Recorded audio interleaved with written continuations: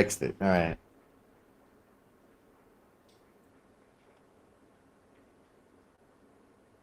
Hello. All right, give it a second. Should be coming through. All right, we're good now. All right, hello and welcome everyone to GLOBEBUSTERS Season 18, Episode 8. Today, ManofStone is going to be giving us a full rendition of the 2012 Felix Baumgartner Stratosphere Red Bull jump. Stone, whenever you're ready, my good sir. Yeah. Hey, gang. Thanks for being here. Glad you all could make it. Yes, it has been a number of years. Let's see when I originally put this out. Almost 4 years ago now. Actually, a little more than 4. Those are the inserts from July 2021. Yeah, it's been a while. Up on BitChute, I think I have all of, 3,500 views in total over 4 years of this little 2-minute and 41-second video entitled Quick Couple of Thoughts About Felix. And it was one of the earliest of that format, which is why it's just so darn short. I was trying to appeal to the schmick-schmockers out there with the need to keep swiping.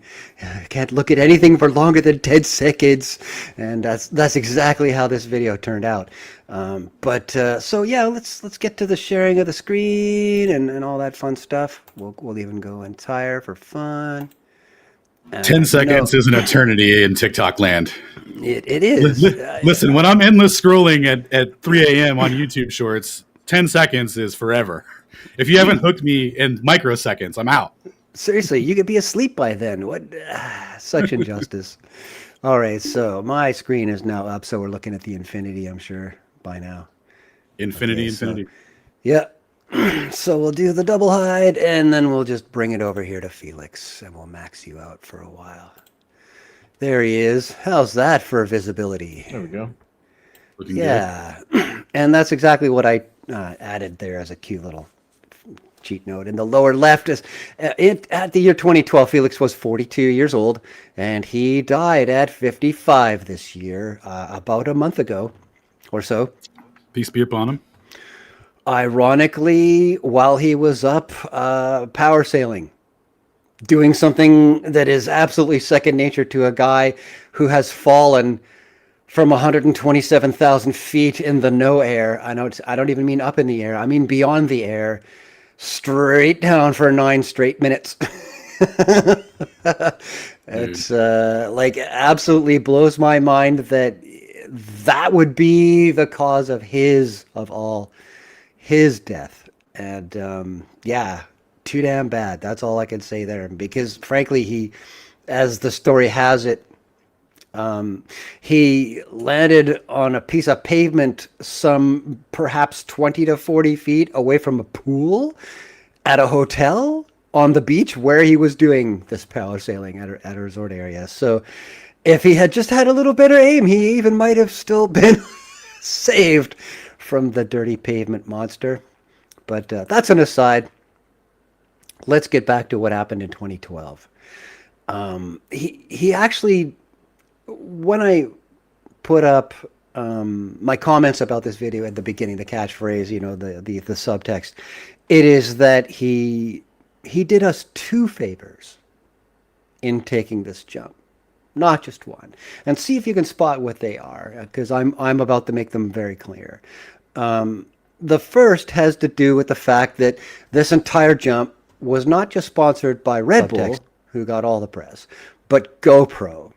And they had half a dozen cameras strapped to his body, not counting the half a dozen cameras that were all over the capsule he was in on his way up on that ride.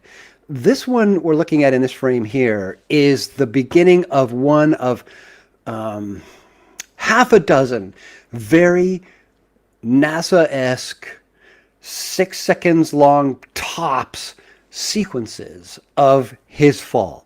And while he's free falling, he's not in control of his rotation because there is literally no resistance to play off of like you would be if you were at 10,000 feet with plenty of atmosphere, and then you can learn how to, use it to stabilize yourself on the way down. Here, he's just rolling, and there's absolutely nothing he can do about it.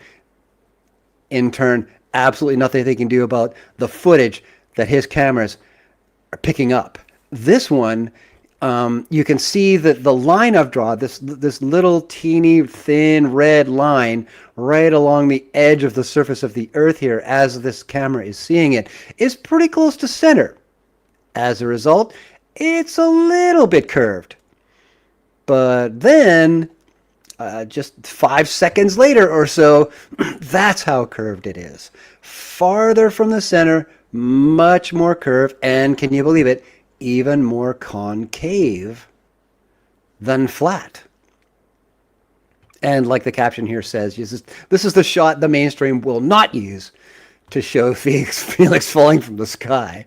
And just to add to that, here is another sequence where, again, at this point, he's falling straight down, looking straight down at the Earth, the camera on his leg, strapped, looking up past his visor right here. And there is the surface of the Earth, deliciously concave. Now, let's notice, again, distance from center is about here, out of the entire frame down to where you can see the bottom of my watermark. Okay, move it a whole little bit forward here. Another couple seconds later, he's kind of rolling backward. Actually, he's rolling forward, I should say. He is rolling forward, so the ground appears to be coming upward in the view as the sequence takes place.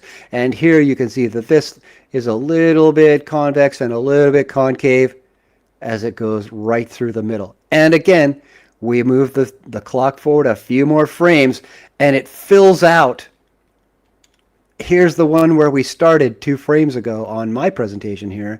And then I showed you this one in the middle. And now we're all the way out here to totally convex because of this GoPro lens through which we are looking.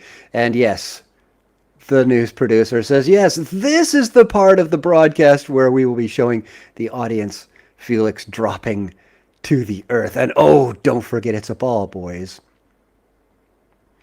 Well, that takes us to this cute little view here. Now, the second half of this video has to do with where Felix went. I mean, he took off from the ground. So many people are still not yet in touch with where on the ground was he when he took off from the ground. Would you believe the airport runway, 20, 30 miles maybe due south of Roswell, New Mexico? Something tells me that something tells me that's not an accident, boys.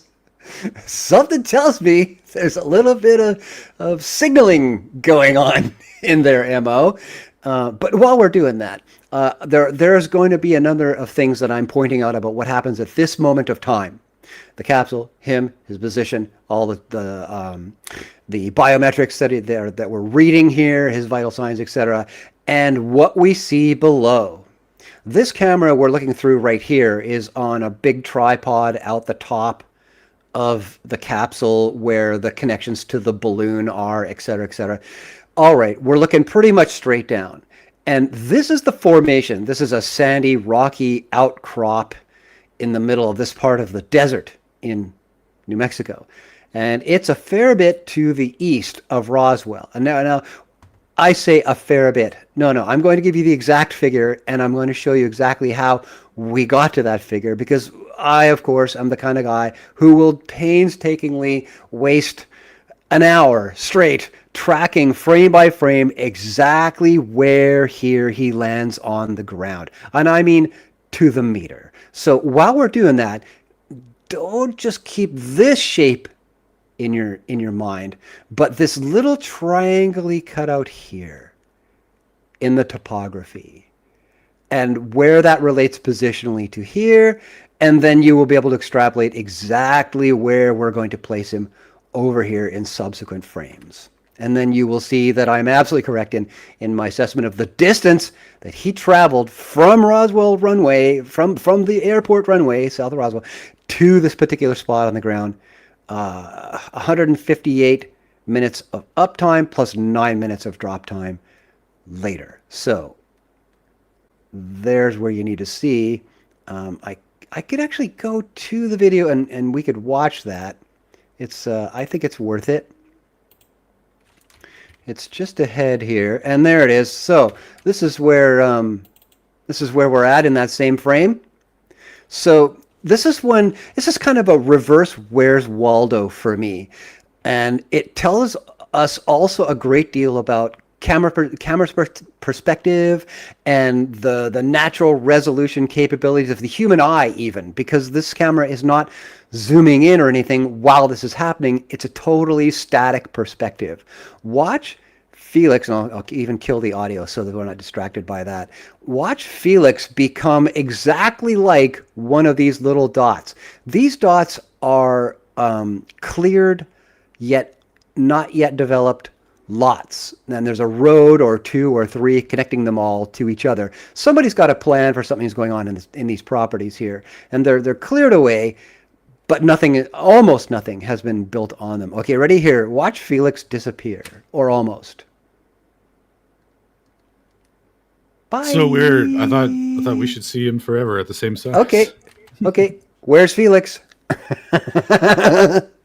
Yeah, you guessed it. He's that little teeny dot right down there. And that was what, 5 seconds? Here, try it again. Ready? Count. Toss. And 1, and 2, and 3, and 4, and 5, and 6, and 7, and 8. And he's gone. You know what I mean? You can't see any more detail to Felix after 9 seconds. Yet he falls for 9 straight minutes. Straight down. Isn't that awesome? Okay, so here we are at the top frame, where just before he jumps off at 0. Again, this is something I'm going to show you. On the top right, this is actually the capsule, because he's still standing on it, sitting on it, essentially attached to it. They're monitoring Felix's airspeed, but essentially that is the same as the capsule's airspeed at this moment, because they are still a single positional object, if that makes any sense. So the truth is, this number is actually 4 miles per hour in the seconds preceding him actually stepping off. And you can review the video at your leisure to ascertain that. It just happened to be that the frame that I caught, it was already up to 5 miles an hour. Okay, so here we are at the beginning of the free fall. Again, this is a leg camera of Felix's shooting upward. You can see the chute, as well as one of those cameras. Another one off to the side this is the one we were looking through a minute ago. And there's Felix's visor just before he steps off. Okay, again, here's that outcropping that I was mentioning in the camera. And the 127,850, that is not actually the distance he falls.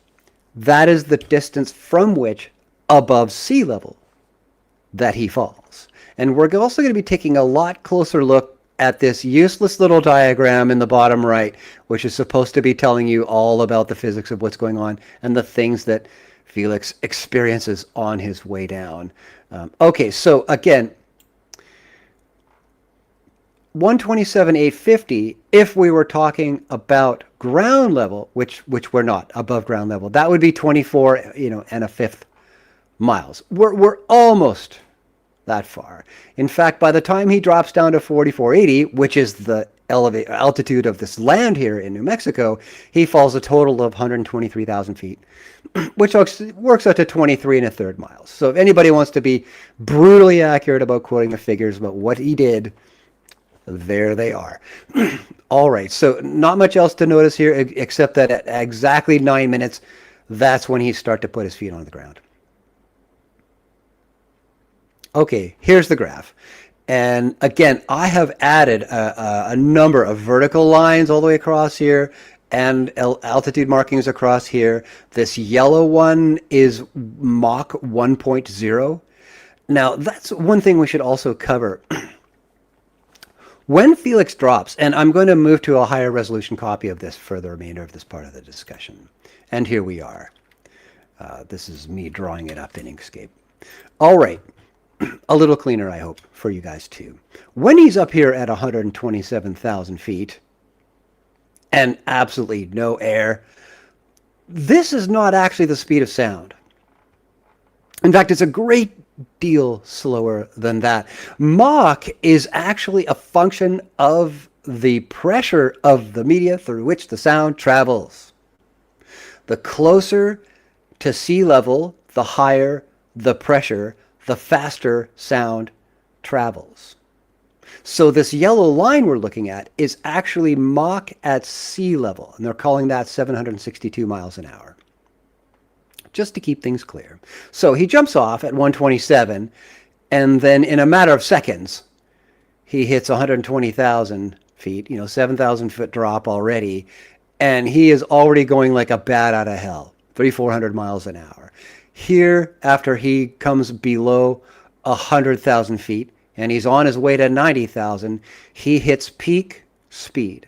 And this, again, is still at a time when there's next to no air pressure, no air mass up there to slow him down. So his terminal velocity, I'm sure a term you guys have heard many times, his terminal velocity is actually incredibly high because there simply is no resistance to slow him down. Now that will take us to a chart that I wanted to show you so we can quantify a little bit what we're doing here. This shows air pressure in PSI. Here we are at elevation at 0 over on the right here at 15 PSI. As we go up in elevation, swiftly the pressure drops off. At 2 miles, you are just over 10,000 feet above sea level. Already, we have lost a cool third of our total air pressure between 15 psi and 0. That it is so nonlinear. This is something you really have to have regard for in perspective of the total jump.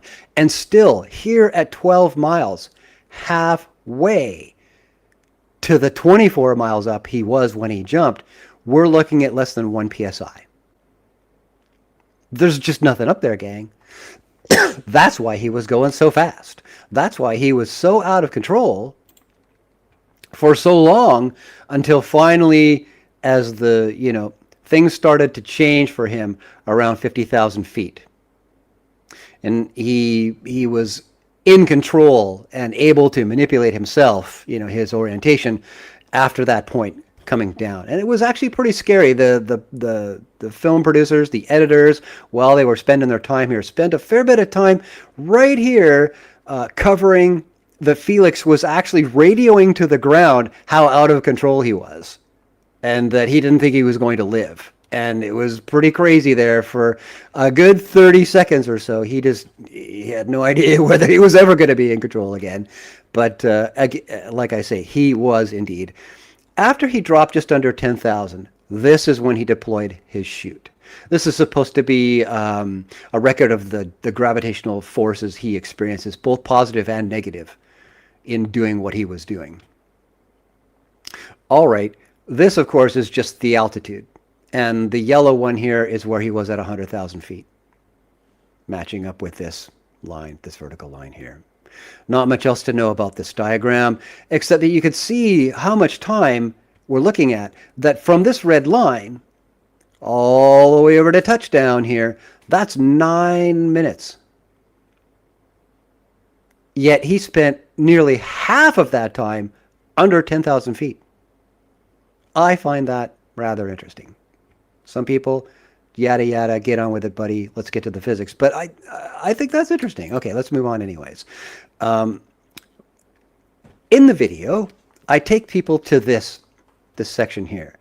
And I thought it was a complete analysis. I thought it was enough to get the idea across to the casual observer without a massive flat earth education already up their sleeve, that they would, just instinctively get that we're starting at the middle here and that he should have gone this way, considering in order to lift off from that runway, it wasn't going to happen until the wind speed was 0 or absolutely close to zero, stable, if you know what I mean.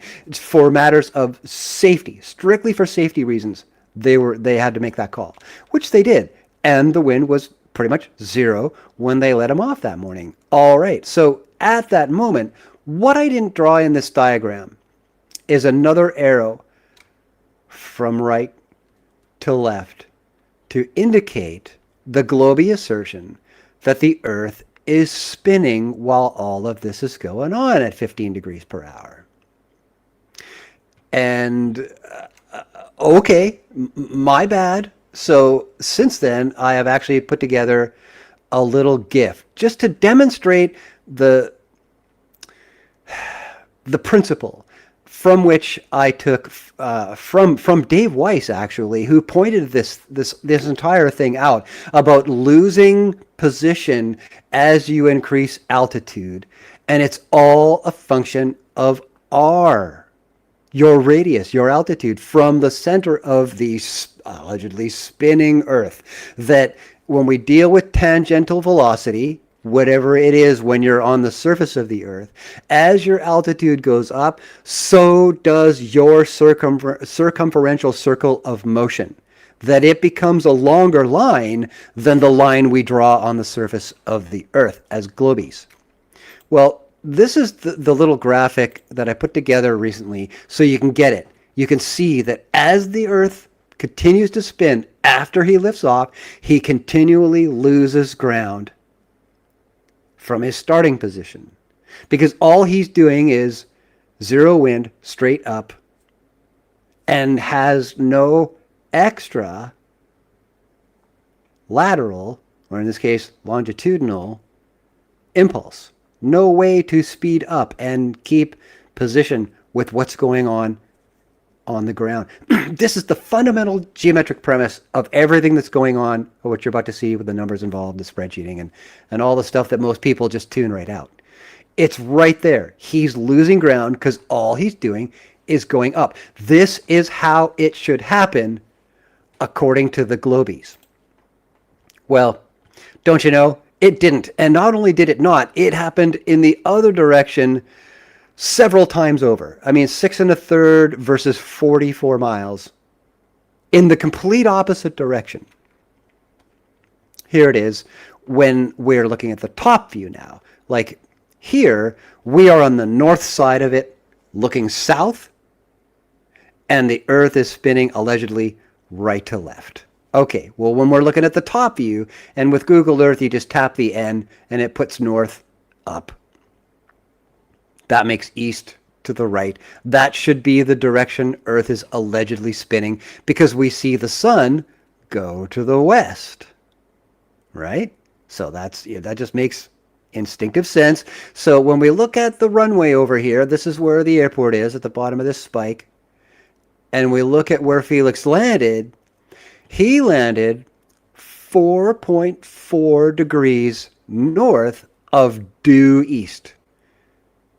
Due, geometric, earthbound, latitudinal east. And the distance there is 43, I don't know if you can see it there, I put it down below, 43.77 miles exactly. So there's no fudging around about did he only go 30 miles or did he do this or that. No. That's how far he went. And again, this is the outcropping we're seeing in all the frames in the video that I present. So, in doing calculations about his circumferential circle and how with altitude that increases and becomes a larger number, we need to know what the original number is across the surface of the Earth according to the globies. So, we go to Google Earth, don't we? And at 33.1 degrees north, which is exactly where we're at on runway, whatever number that is, we draw a latitudinal line all the way across Earth, and you use many points to keep it, fairly honest. And when you do that, you find out you get a distance of 20,800 miles.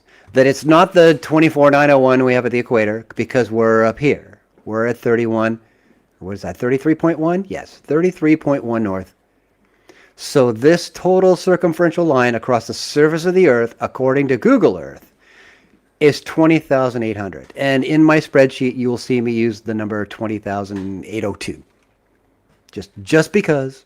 And I think that's where we're going to go next. Did I leave anything out? We did the pressure thing. All right. And we got a question in the chat. Oh, by all means. Do you know how far, or do you know how the angular displacement that the Earth should have rotated out from underneath them, or how many miles it should have been like rotated out from underneath them? Oh yes. Nice, We're about to go over that. That is what the spreadsheet is all about. Nice. A spreadsheet, you say? Oh, you want figures? You're about to get a double scoop, bro. Okay, so let's just go there now. Sure. And actually, I kind of like it about here. It's a nice looking sheet, my guy. What was that, Alan? You're chopping up. I said that's a nice looking sheet, my guy. Thank you. Well, very plain, but enough. And I'm going to show you a better version of this because it turns out, in review, 4 years later, I did make an error or two. But what's hilarious is that the balance of the corrections actually worked to Flat Earth favor. Oh, darn. So anyways, I'm thinking in hindsight, that might, now I'm giving Globies a lot of credit here and saying that might be a reason why in the past 4 years on my BitChute channel where this thing has been posted, I haven't seen a single Globie rebuttal to these figures in those 4 years. Not one. Now, can you think of any other time when you've posted something personally about Flat Earth and you got no rebuttal whatsoever from the Globies? I'm thinking it's possible that this one time they thought it through. They thought it all the way through, and they see the resultant question I ask at the end, the answer they have to give, and the resultant damning question that comes from that answer they have to give. And I'll get there, but I wanted to set the tone for that. Okay, so top of the sheet, delta T. Hey, what do you know? We're taking samples every minute. Now, I don't have a lot of telemetry to go from. I only have minimums and maximums, starts and ends, to deal with in terms of figures. So what we're going to see here is a lot of averages. And sometimes the average will work for us a little, maybe work against us a little, but there's no denying the root truth of the figures that I'm about to show you. The delta Z is just a division. He went up so many feet, and it took that many minutes to go there, and this is what the average per minute was to be. So that you take that 839, you start at 4480, where I showed you he touched down, and then every minute you add 839, add 839, add 839, and eventually you come up to 158 minutes later, where he's got a top figure, and that is actually one of the errors I'm about to inform you about. However, let's get a grip on how the sheet was constructed first, fully, before we talk about that. When we deal with that average feet per minute, that's something where the human mind just can't really grab the abstract figure and understand what that means in physical terms, relatable physical terms. So it turns out that that's an average of 9.5 miles an hour straight up that Felix was going. Now, when you look at that, again, against the pressure diagram that I just showed you, and dealing with that it's a balloon with a lighter than air gas inside the balloon object, and that's constantly expanding, we have a lot of variables to argue about back and forth, which are all essentially meaningless and tertiary to the argument about, gee, what was his maximum feet per minute going up? Well, that might have been as much as 30 miles an hour. What was his minimum? Well, that might have been a minimum of a tenth of a mile an hour by the end of it. I don't care. But the point is that these are the averages, and we're just going to deal with that from that perspective. There might have been more at this time or less at that time, but I guarantee you the answers that I'm showing you are going to be roughly the same in where we actually end up. So, ground traveled in degrees. This is just a straight up compilation with H14, which is over here. I'll show you how we get to that in a sec. This is the arc of travel, the longitudinal change, so to speak. When we saw in the graphic in the animation I just showed you, with the capsule leaving the platform and going up. And while it's losing ground on what's going on, what is the actual change in arc, in longitudinal change? Because we're going with due east. Maybe he was 4.4 degrees off of due east. I'm going with due east, and I don't really care about the 4 degrees. It's not part of the argument. The question is, where is he in terms of the rotational speed of the Earth? You know what I mean? Where is he going? How much is he losing is the question. Here, we're talking about the root figure. Okay, that's what the ground is doing in 158 minutes. Well, physically speaking, at 33.1, that works it to 1,739 miles. Okay, great. Well, the 2999 is the tally of all of these arcs, minute by minute, added together. What we're looking at here is about 1/5 of a degree of arc change in movement per minute. And when you add them all up, here we are down here, 29.9876 by 6, millionths of a degree, if you want to really get that accurate. This is the only column where I showed 6 digits to the right of the decimal, because the increment change between minute to minute is so small. 10 millionths of a degree kind of thing on average at the start anyways. But the point being that it's 29.987 whatever, and that rounds up to 29.99 degrees in the tally. And that's close enough. Hundredths of a degree, guys. Let's not be dickering beyond that. Okay, so that converts to a number of miles. And when you subtract it from what the ground was doing, Felix lost 6 1/3 miles of rotational arc right here. This is the 6 1/3 miles that he lost. As he went up, the Earth continued on its speed, and he had allegedly that same speed, not talking about wind at all or anything. He will have lost, because of his increase in R, he will have lost that much distance in 158 minutes of what he did. I hope that's clear. So, now, again, the 30 was nothing more than H14, which was that 1/5 of a degree, times 158 minutes.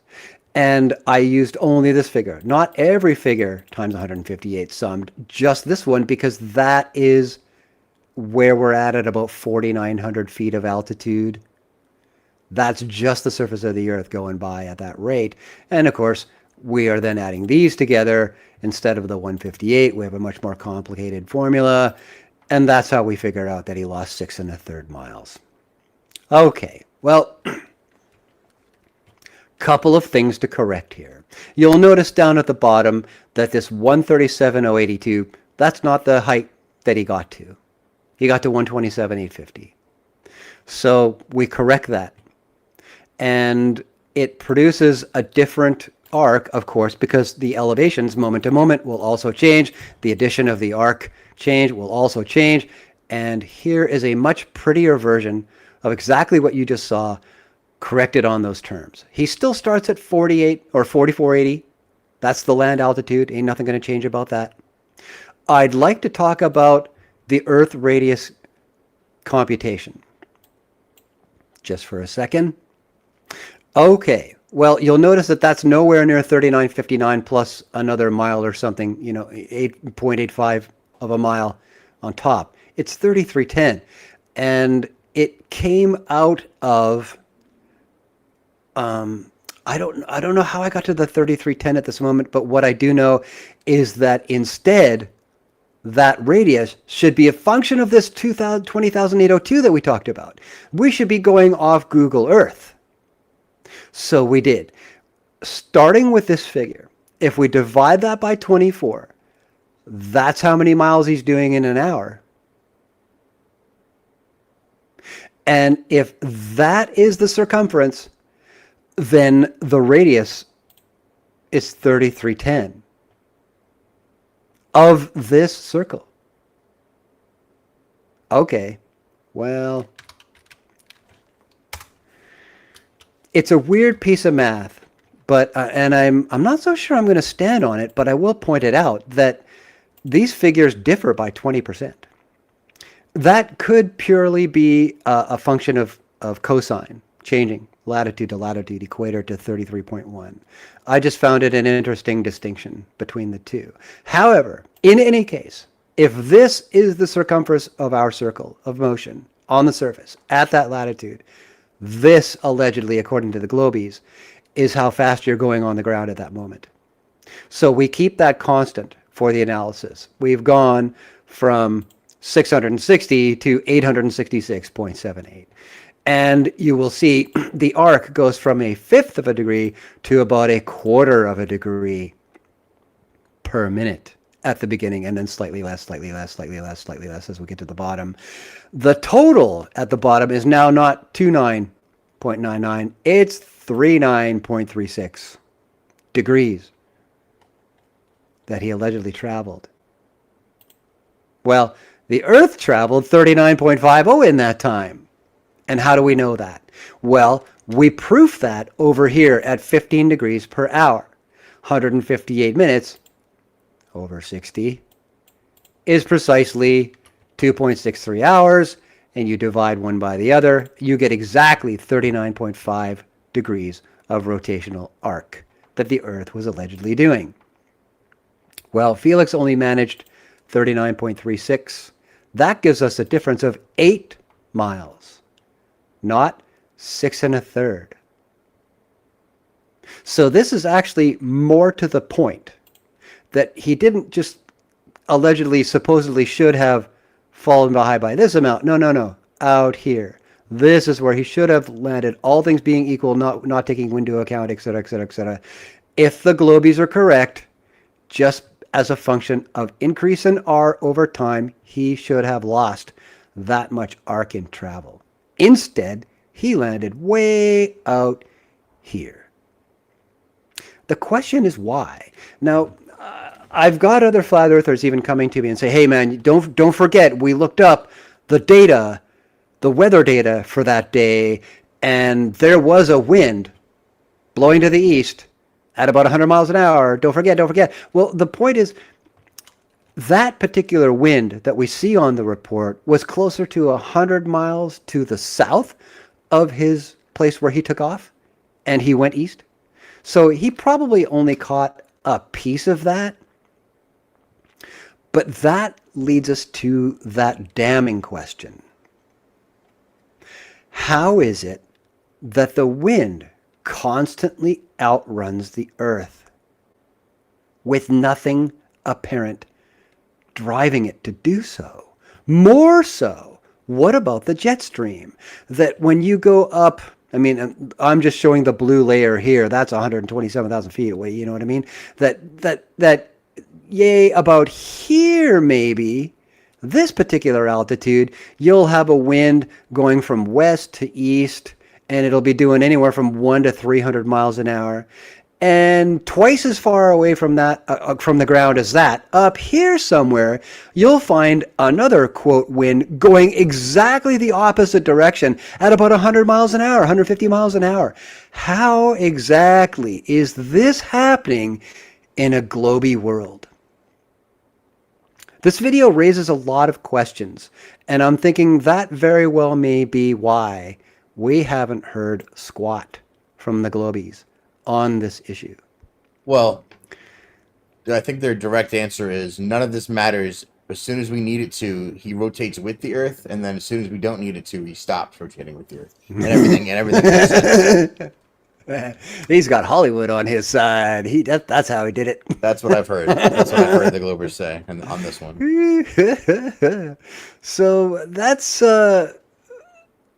is the sum of my findings today, 4 years later. That even when we look at the numbers with a fresh, corrected view, with all the bungles and the fidgets taken out of here, it's more to the point. It's more to the point that I'm making. Saying, look, guys, he should have gone that way. He went this way. You say the wind blew him if you say anything at all in rebuttal. Okay, how did that come to be? That's what I want to know. It's not that the wind is blowing. It's how much did the wind blow him. Yeah, like, and how did it happen? You know, like what's really going on here, Globies? That's what carried it's in the opposite direction of two jet streams that would have or whatever is up there. And frankly, for the last 80,000 feet, there's nothing to do that that's going to have any kind of effect on him because it's well below even 1 psi. In order for a wind to have an effect on something, there's got to be some density to the air that is the wind. Up there, there is none.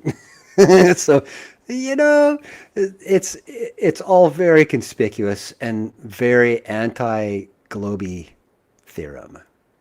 Here endeth the presentation. Any questions at all from the gang out there? What a fantastic presentation. And one of the things I want to note is that at the beginning, when I gave the first introduction, before we realized we were live on the wrong channel, I gave a little recap of how I was observing an argument between a flat earther and a glober about this very thing.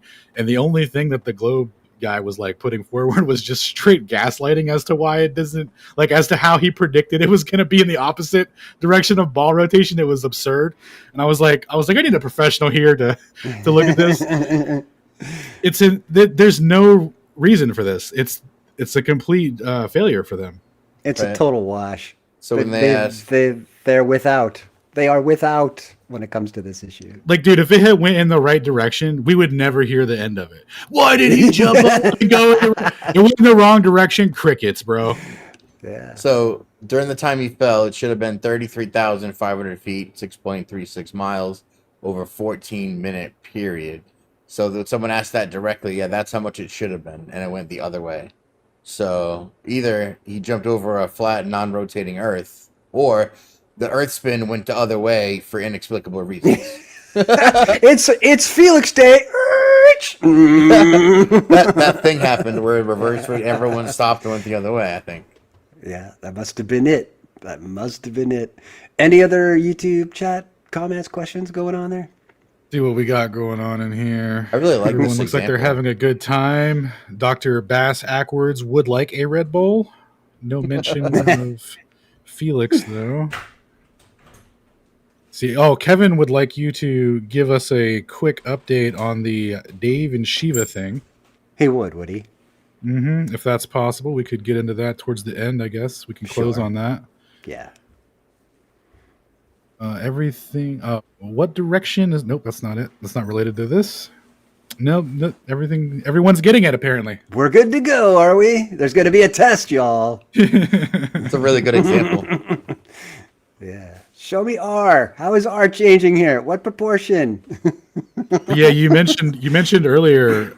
Have you ever seen Globe Lads refute a thing on your video or whatever? Well, in particular to math, when it comes to refuting that, I haven't seen any Globe Lads ever correct it. I think Root took a shot here and there once or twice. Dude, failed miserably. He's taken a couple shots where he just airballed super hard and then never told anyone. He even threw a piece of Python code at me one time. He thought that would do it, but sorry, buddy. Sorry, buddy. I know how to code too. All right. Touche. It was so Keplerian. It was delightfully glib. But I digress. Well, if that's that's all it takes to cover on Felix, then sure, we can talk about Shiva for a little bit. To bring everybody up to the same speed here, I would start with a recap, and it all started in the end of January this year. Dave Weiss managed to snare Dr. Shiva Ayyadurai and do a stream with him for 60, 75 minutes, whatever it came to. Over an hour of talking. It was all about, hey, Dave just wants to run Flat Earth 101 by the guy. Hey, like, what do you think of this? What do you think of this? What do you think of this? This is neat. Hey, did you ever think about that? Shiva was having none of it. Didn't want to listen to any of it. All of the data was dog shit. It was irrelevant. Didn't have anything to do with convincing him of anything. And that if it was ever going to happen, it was going to be his way. and it had to be done with a panel in Cambridge, in his meeting room, 10 MIT Harvard engineers and 10 flat earthers, and we're all going to go there in person, and we're going to design an experiment from scratch, like there's nothing to talk about yet. Anyways, Dave's like, okay. There's a solid hour of Dave saying nothing but, yeah, let's do it. Okay, I'm into it. When do you want to do it? June's good. August is good. Okay, great. Just call a meeting. When do you want? It sounded like a puppy dog at the door. That's all Dave said. And like Shiva hears none of it. He just keeps reiterating the same 3 points over and over and over for a solid hour. And finally, they agree that they need to be talking to each other some more. And they end the call. Okay, great. So that obviously puts the ball in our court to put our team together, to propose an experiment, which is exactly what he asked for during the call, which we did. Now, that happened in March, April, and during that time, we sent it over, a nice, tight 2-pager PDF. Here you go. Send it to his assistant, Heather, instead of him, because Shiva is also a master at delegating things for purposes of kicking things perpetually down the road. That can has got so many dents in it, it's ghetto. So anyways, we're still here, and the whole time I'm talking to Dave. Dave is already done. He's done with this. He knows that Shiva's not getting back to him. He's ghosting him and is showing no interest in anything that we're doing in complying with Shiva's demands. I, however, the hopeless optimist, self-confessed, pleaded with Dave and said, hey, how about you just message him one more time? Okay, text him one more time. Okay, now this goes on and on through June, past June 14th, when this meeting was supposed to take place to begin with. And it's right in that original recording. Everybody can watch it. Okay, great. Nothing happened. I said, okay, Dave, I know you want me to make a hit piece on Shiva, and I'm into it. I'm going to. It's happening. I've got the data.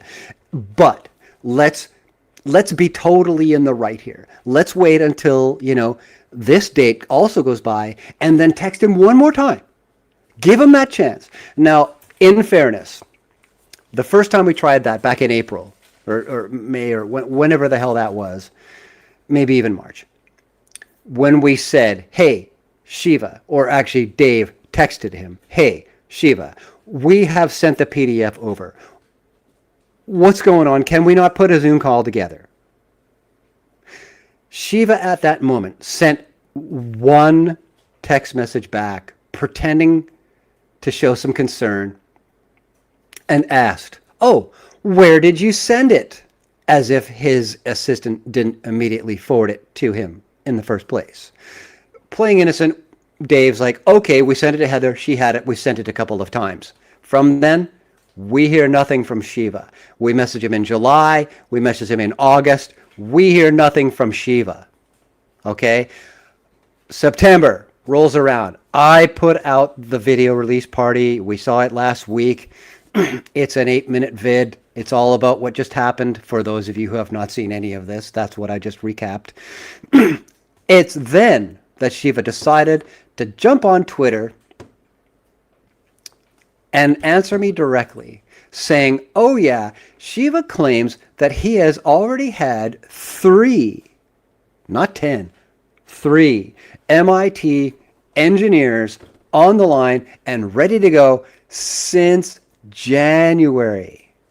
Now, if that were true, don't you think he would have told us something about that in the meantime? Like, I got a few people, I'm working on it.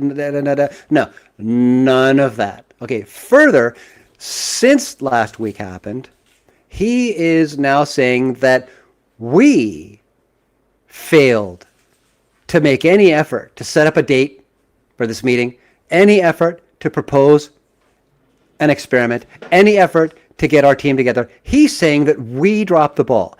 Utter lies, front to back. We've got the receipts. We've already posted it. It's in a video, and still he continues to lie about it. Okay, it gets worse. Then, and we'll talk about why in a second, he starts to change the game. I mean, the whole time he has been browbeating us about accreditation. He doesn't want to see any grifters on our side. He wants to see people who are scientists, who know the scientific method. I mean, that's pretty also on its own. Very ironic considering the 6.5-hour review that Bruce gave him. Mind shock? About how Shiva has a pretty loose grasp on the scientific method. Put that aside. He's changing the game. He's now saying that we're only allowed to bring 3 people to the table because, of course, that's how many he claims he was able to scrape together. But in the meantime, for the past week, I've been talking to him, DMing him on Twitter. He demands my name, my email address, my phone number, and my address. Like he wants to know where I live in Uruguay, as if that's going to help him in some way. Okay, wow. While that's going on, he's like, just give me some dates. You guys can't give me any dates. And it has to be end of October, November now. And that's frankly because I talked him out of the prospect of booking it in January 2026 when he claims all the engineers get that month off, which is also probably a freaking lie. Oh, you haven't heard of that? That's the National Engineer Off Month. Yeah, it's Engineer Week or God knows what it is, but it's not happening. It's far too far off. I said, look, Shiva, for extracurricular activities, bro. It's January. I said, Shiva, my boys want to meet next week, not next year. So we wrangled them into end of October. And 25th of October, that's Saturday, and the 3 subsequent Saturdays in November, 1, 5, and 18. Okay. 1, 8, and 15? Yeah, that's what they come off to. 1, 8, and 15. Anyways, that ball has been in his court for at least 4 days, 5 days now, and he has not committed to one of those dates. Why? Well, my guess at this point is that he has not even been able to scrape together 3 MIT or Harvard engineers, that all of his friends are ghosting him because, frankly, they just don't fucking like him. And 2, they're probably too afraid to go up against us because they know the truth. And 3, it means the undoing of the mechanism that pays their rent. So we're persevering. Okay, it gets worse. We don't get to just bring 3 people to the table of our choosing. Hell no. 1 person from our team now is allowed to be present at this first planning meeting. Okay? The other 2 of the people supposedly on the Flat Earth side, Shiva is now going to pick from these factions of flat earthers he claims are now DMing him on Twitter and want to be part of the action. Of course they do, now that they haven't had to do any work to bring it about, and it actually looks like it may happen. Yes, all the bandwagoners are coming out of the woodwork because it would be awesome exposure for their own channels. They can't wait to get a piece of what Dave and I and our team have been working so hard to bring about. Totally unfair. And again, ironically, he claims in fairness, that's how he's changing the game.